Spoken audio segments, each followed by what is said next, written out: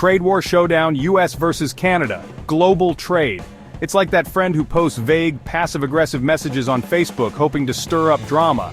Except instead of cryptic song lyrics, it's tariffs. And instead of your Uncle Steve commenting, "Amen," it's the entire global economy teetering on the brink. And right now, friends, the drama is at an all-time high. Because in this corner, wearing the metaphorical stars and stripes trunks, we have the United States. And in the other corner, rocking a maple leaf singlet, it's Canada. They share a border, a love of hockey, though Canada cares way more, and a history of being generally pleasant to each other. But what started as a polite disagreement over tariffs has escalated faster than a game of Scrabble after you use all the vowels on chi. We're talking full-blown trade war, folks, with industry shaken, jobs threatened, and the very foundation of international trade looking about as stable as a Jenga tower built by a caffeinated squirrel. So, how did we get here? And more importantly, what fresh hell awaits us in the coming rounds? Let's dive in, shall we? Now, I know what you're thinking, Canada, in a trade war, but they're so darn nice. And you're right, they are. Canadians apologize more than a British person lost in a maze made of sorries. But don't let the politeness fool you. Beneath that veneer of maple syrup and passive aggression lies a steely resolve, a cunning strategy, and a deep-seated understanding of international trade that would make even the most seasoned economists say, "Well played, Canada. Well played." You see, when the U.S. decided to slap tariffs on Canadian steel and aluminum, Canada didn't just roll over and say, "Oh well, that's just how you Yanks are." No, they retaliated, strategically, methodically, and with the precision of a moose surgically removing a tick from its backside. They targeted specific industries and products that would inflict maximum pain on the U.S. economy while minimizing the damage to their own. Think of it like this. Imagine you're playing chess with a 5-year-old who just learned the rules. They're moving their queen all over the board like it's a runaway Roomba, and you're sitting there calmly sipping your tea, waiting for the perfect moment to say, "Checkmate, Timmy, maybe next time don't try to take on a grandmaster in Crocs." That's Canada right now. They're playing the long game, and they're playing it smart. They know that the U.S. relies heavily on Canadian imports, from lumber to cars to, ironically, maple syrup.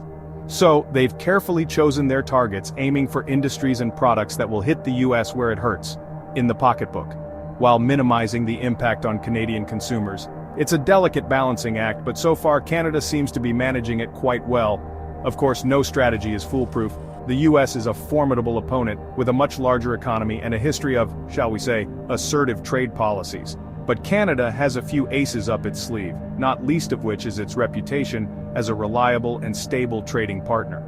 While the U.S. is busy picking fights with everyone from China to the European Union, Canada is quietly strengthening its ties with other countries, signing new trade deals, and generally making itself indispensable to the global economy. So, while the U.S. is busy throwing its weight around, Canada is playing the long game, using strategy, diplomacy, and a healthy dose of Canadian politeness to come out on top. Now let's talk electric vehicles, shall we? Because in the world of trade wars, nothing says I'm here to stay quite like a shiny new Tesla with a side of geopolitical tension. You see, the EV market is booming. It's like the early days of the internet, but instead of dial-up modems and awkward chat rooms, we have lithium-ion batteries and Elon Musk tweeting about colonizing Mars. And right at the heart of this electric revolution is a quiet, unassuming country that's suddenly become very important to the future of transportation. Canada. Why? Because, dear viewers, Canada is practically bursting at the seams with the raw materials needed to build those sleek, silent, electric chariots of the future. We're talking nickel, lithium, aluminum, the holy trinity of battery production, and Canada's got it all in spades, along with a stable government, a skilled workforce, and a refreshing lack of human rights abuses. It's like the perfect boyfriend of the periodic table. Naturally, this has made Canada very popular with automakers looking to ramp up their EV production. Tesla, for example, relies heavily on Canadian suppliers for its batteries. In fact, there are rumors that Elon Musk is considering building a gigafactory in Canada, which would be a massive boon for the Canadian economy and a major blow to the US in this trade war. But here's the thing. Trade wars have a nasty habit of throwing a wrench into the gears of global commerce, and the current spat between the US and Canada is no exception. Tariffs and trade barriers could disrupt the flow of these critical minerals, driving up costs for automakers and slowing down the production of electric vehicles. And that's not good for anyone. Not for the environment, not for the economy, and certainly not for consumers who are eager to get their hands on the latest electric car. So, what's the solution? The US and Canada could try talking to each other like civilized nations instead of engaging in a passive-aggressive game of economic chicken. Because at the end of the day, the transition to electric vehicles is a global challenge that requires global cooperation. Now, let's talk about something as exciting as watching paint dry, but with significantly higher stakes. Supply chains. Specifically the North American automotive supply chain, a delicately balanced ecosystem of parts, people, and processes that makes building a car look about as straightforward as assembling a piece of IKEA furniture while riding a unicycle. See, in the before times, before the trade war drums began to beat, this supply chain was a thing of beauty. Parts crisscrossed the US-Canada border with the casual frequency of a hummingbird visiting a flower patch. Steel from Canada, engines from the US, all coming together in a symphony of manufacturing efficiency that would make Henry Ford weep tears of robotic joy. But then, like a rogue kazoo player at a symphony orchestra, tariffs arrived, and the harmonious hum of international commerce went about as off-key as a drunken karaoke rendition of Bohemian Rhapsody. Suddenly, that seamless flow of parts was hit with delays, tariffs, and enough red tape to wallpaper a small country. Remember that steel Canada was sending south? Yeah, that got hit with a 25% tariff, making it about as appealing as a week-old baguette. And the aluminum? That got slapped with a 10% tariff because apparently the US government has a deep-seated grudge against affordable beer cans. Now you might be thinking, so what? Things cost a bit more. It's not the end of the world. And you'd be right, if this were just about a few extra dollars on the price of a car, but this, my friends, is about as simple as a recipe that calls for a pinch of chaos and then sets your kitchen on fire. These tariffs have a ripple effect. They disrupt production schedules, forcing manufacturers to scramble for alternative suppliers or eat the increased costs. And they ultimately trickle down to consumers who face higher prices and fewer choices. Now let's talk politics, shall we? Because as much as we might like to believe that trade wars are purely about economics, the reality is that they're also deeply, inextricably, and often hilariously intertwined with the messy, unpredictable world of politics. It's like trying to separate the noodles from a plate of spaghetti that's been tossed in a salad spinner. Technically possible, but messy, frustrating, and likely to end with you covered in sauce. In the United States, the trade war with Canada has become a political football, with both Democrats and Republicans trying to score points by appealing to their respective bases. For President Biden, the tariffs are a way to appease blue-collar workers who feel left behind by globalization and to talk tough on trade. Never mind that these tariffs are actually hurting many of those same workers by driving up costs and jeopardizing jobs. Meanwhile, Republicans, who are traditionally seen as the party of free trade, have found themselves in the awkward position of supporting tariffs, largely because they were enacted by the previous administration. But the political fallout from this trade war isn't just confined to the United States. In Canada, Prime Minister Justin Trudeau has been walking a tightrope, trying to strike a balance between standing up to the United States and avoiding a full-blown trade war that would hurt the Canadian economy. It's a delicate dance, and one that Trudeau has so far managed with a mix of diplomacy, resolve, and just a touch of that trademark Canadian passive aggression. Now let's talk about something that really gets the geopolitical blood pumping energy. Because in the high-stakes poker game of international trade, energy is the ace up Canada's sleeve, the trump card that could tip the scales in its favor. You see, while the United States likes to strut around like the world's energy superpower, the reality is that it's still heavily reliant on its friendly neighbor to the north for a significant chunk of its energy needs. We're talking oil, natural gas, electricity, the lifeblood of the American economy. And Canada, with its vast reserves and reliable infrastructure, has been a steady and, dare I say, slightly taken for granted supplier for decades. But in the midst of this trade war, Canada's energy leverage has taken on a whole new significance. It's like that friend you always let borrow your Netflix password, suddenly becoming the only one with access to the new season of Stranger Things.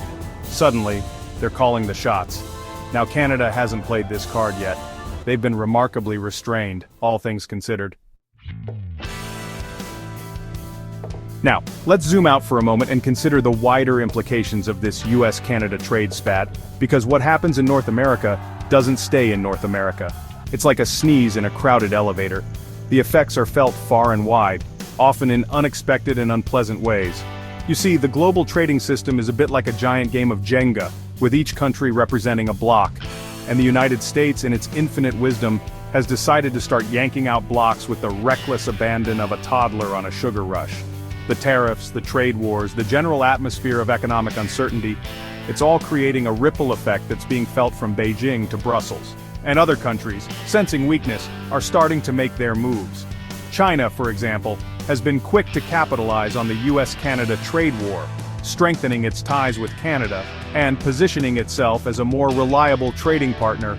It's a classic case of the enemy of my enemy is my friend, and it's a strategy that's paying off handsomely for China. The European Union, meanwhile, has been watching the US-Canada spat with a mixture of amusement and alarm. So here we are, dear viewers, at the precipice of uncertainty, staring into the abyss of potential economic chaos. The United States and Canada, two countries with a shared history, a shared border, and a shared love of hockey, though let's be honest, Canada cares way more. Locked in a trade war that seems to defy logic, reason, and the basic principles of good neighborliness. It's like watching a pair of Siamese twins trying to give each other the silent treatment, awkward, uncomfortable, and ultimately self-defeating. The question is, where do we go from here? Will this trade war escalate further, dragging both countries down a path of economic self-destruction? Or will cooler heads prevail, leading to a negotiated settlement that restores sanity, stability, and the free flow of maple syrup across the 49th parallel? The truth is, no one knows for sure. Economists, those oracles of economic wisdom, are divided in their predictions, offering up a range of scenarios that span the spectrum from mild inconvenience to full-blown economic apocalypse. It's enough to make you want to invest in a bunker, a lifetime supply of canned goods, and a really good book on how to barter for essential goods and services in a post-apocalyptic wasteland. But amidst the uncertainty, one thing is clear. This trade war is a symptom of a much deeper malaise, a reflection of the growing tensions and anxieties that are reshaping the global order. The rise of populism, the backlash against globalization, the increasing competition for resources and influence. These are the tectonic forces that are driving this trade war, and they're not going away anytime soon. So, buckle up, dear viewers, because the road ahead is likely to be bumpy, unpredictable, and filled with more twists and turns than a season finale of Game of Thrones. The US-Canada trade war is a microcosm of the challenges and uncertainties facing the global economy, a stark reminder that the old rules no longer apply and that the future is up for grabs. Will we rise to the challenge, embracing cooperation, innovation, and a shared sense of purpose? Or will we succumb to our worst instincts, retreating into protectionism, nationalism, and a zero-sum mentality that leaves everyone worse off? The choice is ours. So, what do you think? Are we witnessing the dawn of a new economic order, one marked by regional blocs, shifting alliances, and a healthy dose of economic nationalism? Or will cooler heads prevail, leading to a more cooperative, rules-based system that benefits everyone? Share your thoughts in the comments below. And while you're at it, if you enjoyed this deep dive into the wacky world of international trade, don't forget to like, subscribe, and hit that notification bell so you don't miss out on future episodes. Because trust me, things are about to get a whole lot more interesting. Until next time, stay informed, stay engaged, and stay thirsty for knowledge.